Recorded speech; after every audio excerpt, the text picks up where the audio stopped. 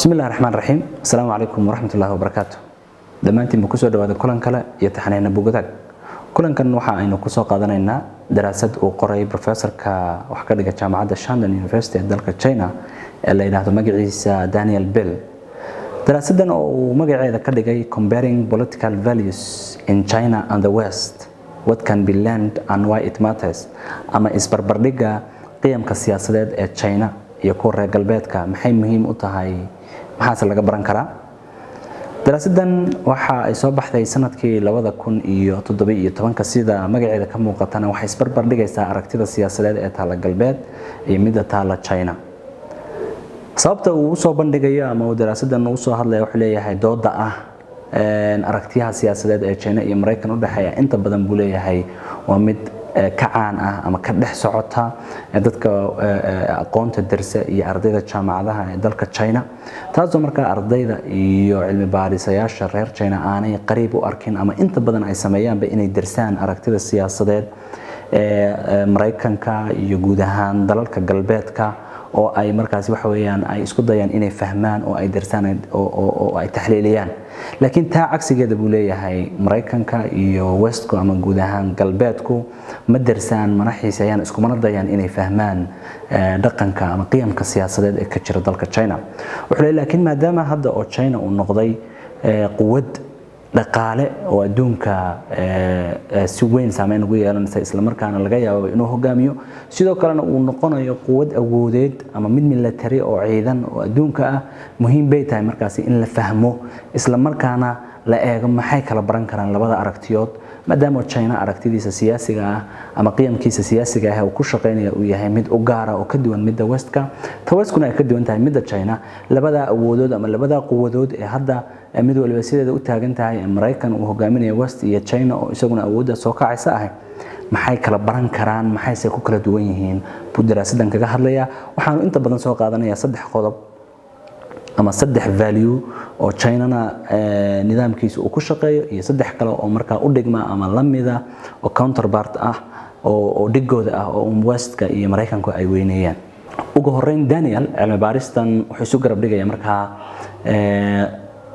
qiyamka siyaasadeed ama qodobka koowaad ee political values ka Mareykanka iyo China ay ku kala duwan yihiin oo soo bandhigaya wax weeyaan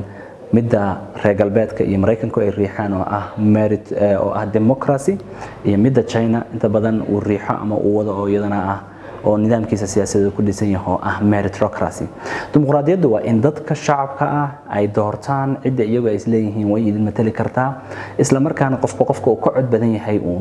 uu markaasi awoodda kursiga iyo midda maamulka ee hogaaminta uu helayo halka meritocracy-ga oo inta badan China iyo dalal badan oo kamid ah oo bariga ah inta badan ay ku dhaqmaan ay ku salaysan tahay in qofka kartida iyo aqoonta u leh iyadoo merit ama aqoon iyo karti lagu salaynayo xulashadaasi ay iyagu hogaamiyaan dadka wuxuu leeyahay marka labada aragtiyood middan waa mid aad u adduunka ugu baahiyay reer galbeedku maadaama oo wax weeyaan gaar ahaan Mareykanku qarnigii u dambeeyay uu isagu wuxuu leeyahay uu manipulate gareynaya ama uu saameyn ku lahaa siyaasadda adduunka iyo wixii ka dambeeyay gaar ahaan waliba wuxuu leeyahay sanadadii ka dambeeyay dagaalkii qabooba taana marka wuxuu leeyahay uu dad badan ka dhaadhiciyay isla markaana loo arko marka la soo hadal qaado meritocracy ama dooq kale oo aan ahayn dimuqraadiyad dad badan ama Mareykanka ugu horeeya ama dadka marka fikradda gaarsiiya ugu horeeyaan iyo guud ahaan galbeedkuba in ay u arkaan marka waxaan socon karin wuxuu leeyahay meritocracy-gu inta badan waa mid ku salaysan isla markaana ka mudan ama wax badan ay ka baran karaan dalalka dimuqraadiga ee Mareykanka oo ah marka wuxuu leeyahay in qof aan awood u lahayn qof aan karti u lahayn qof aan wadi karin xafiis dawladeed ama ummad aan hogaamin karin ka ilaalinay marka nidaamka meritocracy-gu inuu xafiiska yimaado wuxuu leeyahay la yaab ma laha in China uu yahay dalkii ugu horeeyay adduunka ee imtixaanka qaada dadka civil servants ka ama dadka shaqaalaha dawladda u shaqeynaya halkaasna inay ka soo bilaabantay marka in merit ama aqoon lagu saleeyo ilaa halka ugu sareysa laakiin heer way ogol yihiin buu dhahay marka nidaamka ama political value-ga Westka yaala inay aqbalaan in aqoon lagu tartamo laakiin marka leadership-ka iyo arrimahaas timaada inta badan buu leeyahay waxa awoodda la siiyaa in one man one vote ama one person one vote ku uu markasta uu muhiim u yahay cid kasta oo ay dooranayaan uu leeyahay haddii doonto Trump ha noqoto ama ha noqoto kuwa kale oo ka sii liitay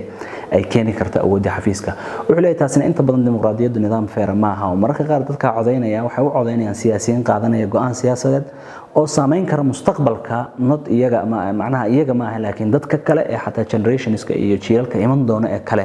saameynaya sida awgeed bay muhiim u tahay in nidaam merit based oo dad aqoon leh oo karti leh oo waayaha hadda jooga iyo wixii laga soo gudbay iyo kuwa iman doonaba wax saameynaya maadaama oo ay taladeeda goynayaan dad caynkaas aqoon u leh oo kartideeda leh in la doorto sida China oo kale taasina wuxuu leeyahay wax la soo tijaabiyo oo China isbedelka dhaqaale iyo horumarka dhaqaale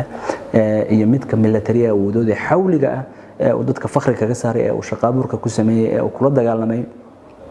baahiyihii wax weeyaan asaasiga ah ee dadku qabeen isla markaana uu adeeg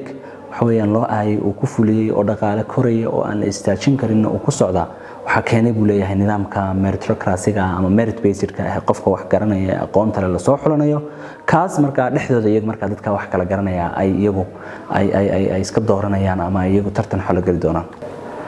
qodobka labaad ee Daniel Bell oo cilmi baaristan isku garab dhigay qiimaha labaad ee China iyo galbeedka ay ku kala duwan yihiin waa mid equality-ga oo inta badan caanka ah ama aragti siyaasadeed oo hagta nidaamka siyaasadeed iyo dawladnimo ee galbeedka iyo hierarchy oo ah mid hagta inta badan China iyo falsafadiisa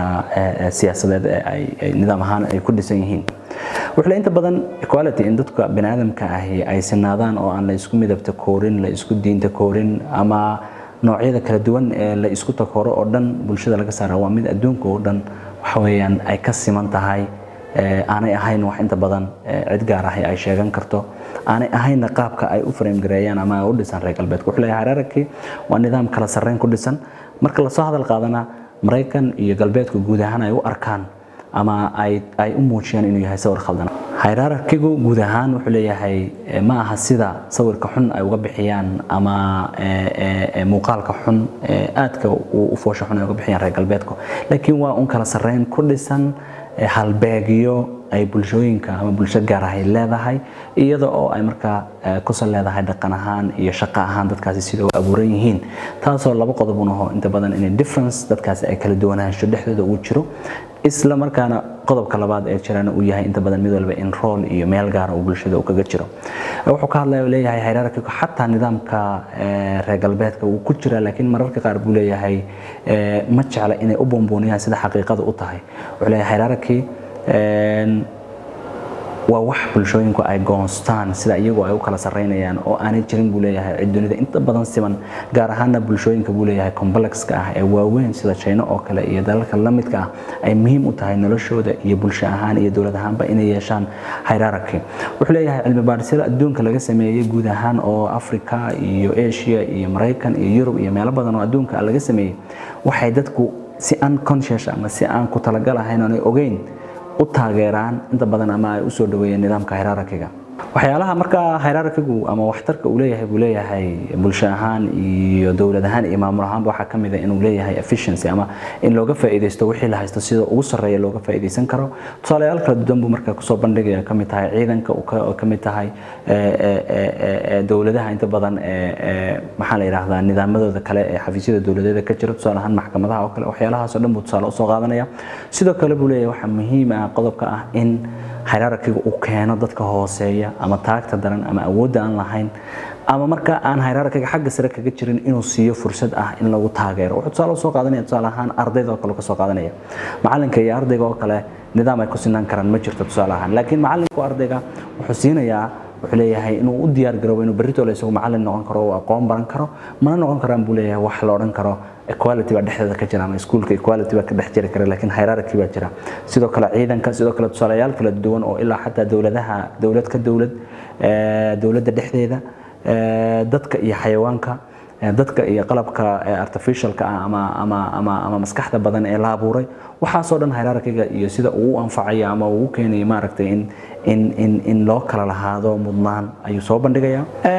ugu dambeyn wuxuu leeyahay waxyaalaha kale ama waxtarka kale ee ay leedahay hierarchy-gu inta badan uu keeno waxa kamid ah وفائدة وليه هي وتصالحان بلشوين كقرقما إليهن إن إليهن دقن جارة أما قيم آمنات جارة إليهن عصوا قادنا يتصالحان بلشة كم ذا Chinese كلا تصالحان وحدقن كذا مهرارك وكم ذا مركب عنتظر العونة يتصالحان قف كوين إلا عونة إن عم دتك يريد مركز أنا عونة كلام تاسو حكيني أبو لي مركز قف كوين إنه